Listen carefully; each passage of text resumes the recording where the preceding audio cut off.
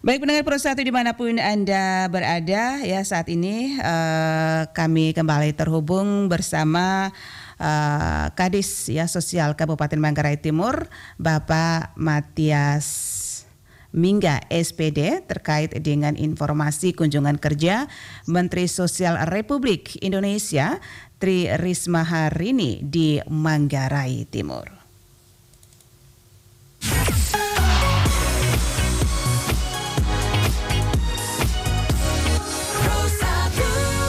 Selamat pagi, Pak Matias. Ya, selamat pagi, Bu. Salam sehat. Salam sehat. Jelas ya suara kami, Pak, ya? Puji Tuhan, suaranya jelas. Oke. Terima kasih. Ini informasi yang sangat menarik terkait dengan kunjungan Menteri Sosial Republik Indonesia ya di Manggarai Timur. Ya. Ini kunjungan yang pertama atau yang keberapa kali nih di Manggarai Timur? Dari Kementerian Sosial. Baik, terima kasih. Terkait dengan kunjungan Menteri Sosial, Ibu Risma hari ini. Kemarin ini, itu tanggal 20 Juli 2023 kemarin, itu kunjungan pertama, Bu, ke Kabupaten Manggarai Timur. Iya, baru pertama kali. Gitu. Berapa lama di Manggarai Timur nih?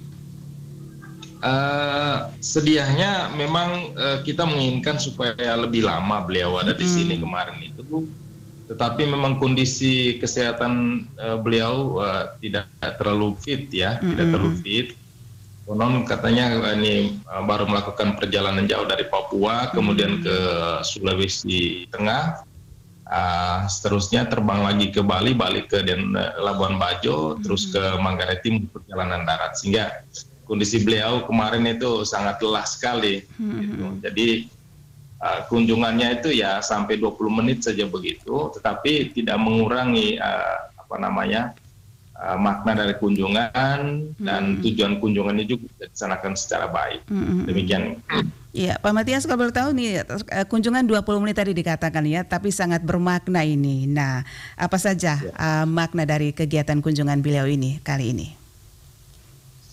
Ya, Bu, tujuan Ibu Menteri ke Manggarai Timur tersebut itu merupakan rangkaian atensi atau asistensi rehabilitasi sosial kemanusiaan dari Kementerian Sosial Republik Indonesia terhadap masalah kemanusiaan, Bu, terutama korban tindak pidana perdagangan orang serta kelompok berkebutuhan khusus di Kabupaten Manggarai Timur.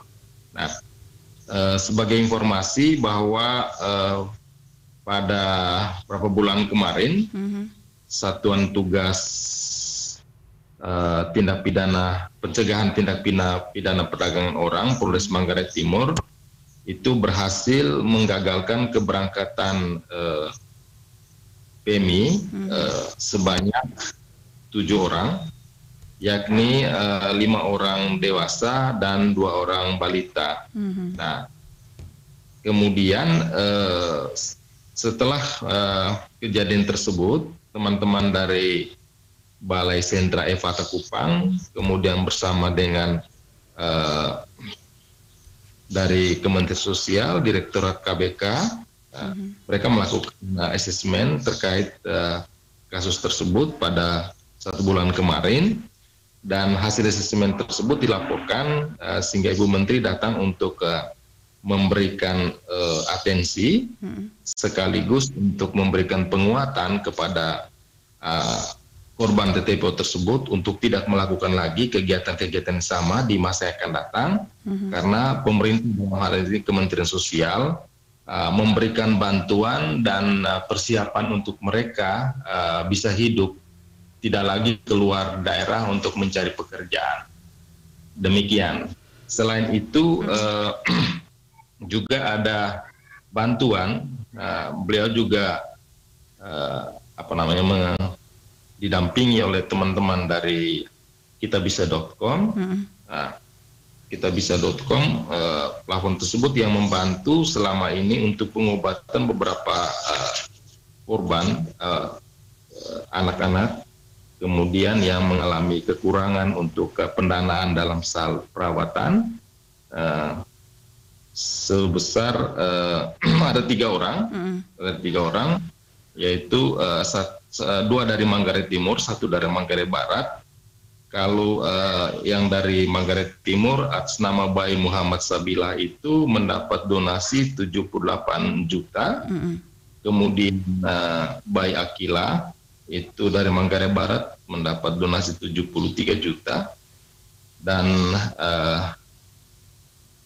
anak Alexander Brandon Tatus itu dari Manggarai Timur, dia yatim piatu penderita tumor mata, itu sebesar 57 juta 500 sekian.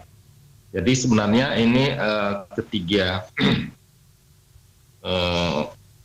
yang dapat bantuan ini sebenarnya itu sudah melakukan dalam hal ini Balai Evata Kupang sudah melakukan atensi, perawatan dan seterusnya. Tetapi memang satu persoalan yang didapat, pemerintah dalam hal di Kabupaten Manggarai Timur itu biasanya itu memberikan kartu BPJS, baik itu dia karena apakah dia peserta PBI atau ke Jamkesda, tetapi kemudian dengan kartu BPJS tersebut mereka dirawat sampai di Rumah Sakit Sangla dan lain sebagainya. Persoalan penting juga karena mereka ini rata-rata berasal dari keluarga tidak mampu, untuk pendamping itu tidak bisa dibiayai begitu. Baik itu juga obat-obatan yang di luar menjadi tanggungan BPJS itu juga menjadi kendala buat mereka, sehingga ada beberapa pasien contoh seperti Brandon ini itu 2 kali akhirnya ke Denpasar karena yang pertama itu untuk membiayai perawatannya di rumah sakit itu bisa ditalang oleh BPJS, tapi untuk biaya hidup orang tua atau pendampingnya itu yang tidak mampu, akhirnya mereka memutuskan untuk pulang begitu. Padahal si anaknya belum sembuh. Menghadapi hal itu, Kementerian Sosial dalam hal ini yang diwakili oleh Balai Evata Kupang mengambil inisiatif untuk mengambil alih perawatannya dan sekaligus untuk membantu biaya hidup dari orang tuanya, sekaligus juga bekerjasama dengan platform kitabisa.com itu untuk membantu orang tua atau pendampingnya dalam memenuhi kebutuhan hidupnya di tempat perawatan. Demikian.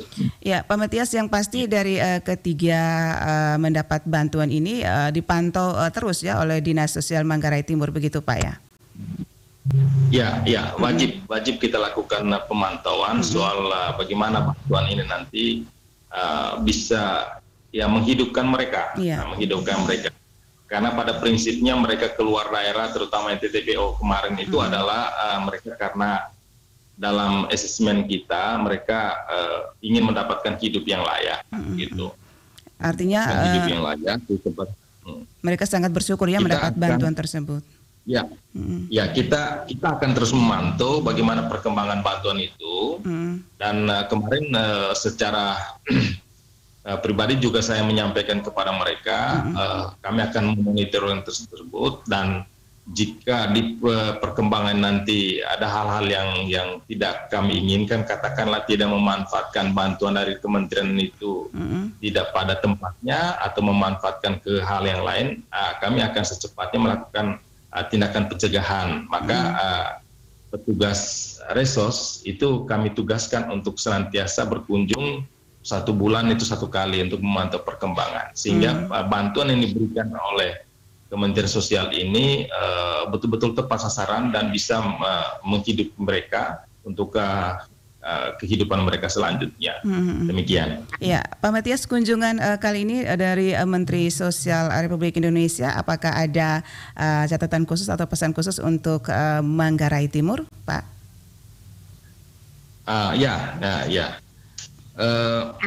Terutama pesan yang pertama adalah untuk korban TTPO sendiri, bahwa Ibu Menteri menekankan bahwa daerah Manggarai Timur ini daerah yang sangat subur sekali. Jadi kehidupan seharusnya tidak perlu itu keluar daerah untuk bisa mendapatkan kehidupan layak menurut versi mereka, tetapi manfaat ke seluruh potensi itu dengan bantuan Kementerian Sosial nanti akan bisa mengubah hidup mereka untuk memanfaatkan potensi. Karena berjenis bantuan juga sebenarnya bantuan pemberdayaan. Misalnya yang satu itu Nasus Madi itu dia diberi mesin perontok padi karena di sekitar lingkungannya itu banyak persawahan. Kemudian dia juga punya kemampuan untuk itu, maka diberi satu unit mesin perontok padi. Kemudian yang satu lagi itu dia karena dia mempunyai kemampuan untuk memelihara ternak, maka diberikan ternak ayam pedaging dengan ayam kampung. Kemudian juga dia punya kemampuan untuk barber itu, maka diberi satu set alat gunting rambut dan sekarang sudah bisa mereka mengoperasikannya, dan harapan kita adalah apa yang diberikan itu bisa bermanfaat. Yang berikutnya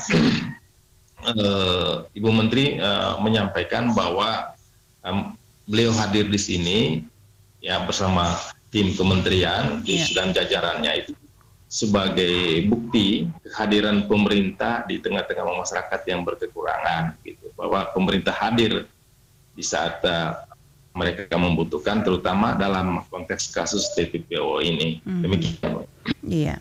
Baik, terima kasih Bapak Matias Mingga SPD, Kadis Sosial Kabupaten Manggarai Timur, sudah meluangkan waktu pagi hari ini bersama Pro 1 RRI ND. Salam sukses selalu untuk Kabupaten Manggarai Timur. Terima kasih Pak. Terima kasih, selamat pagi, salam sukses selalu untuk kita semua. Salam. Dari Jalan Durian nomor 1 ND, Anda mendengarkan RRI Pro 1 ND, kanal informasi dan inspirasi.